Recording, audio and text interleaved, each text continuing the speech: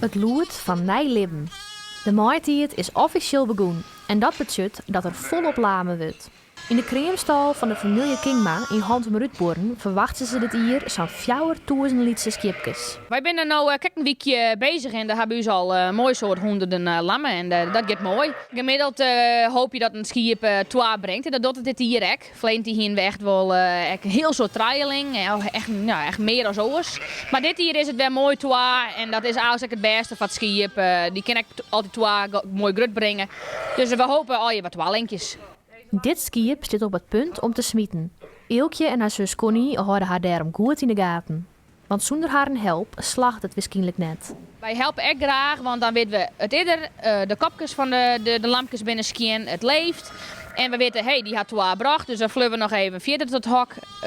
Laat me eraan nog gewoon, de buurvrouw bijvoorbeeld. En dan weten we in ieder geval die 2 jatten bij die.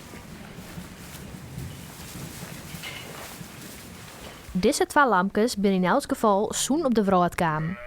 De skip binnen trouwens net de enigste met een liedje in de buik. Eelkje is echt in verwachting.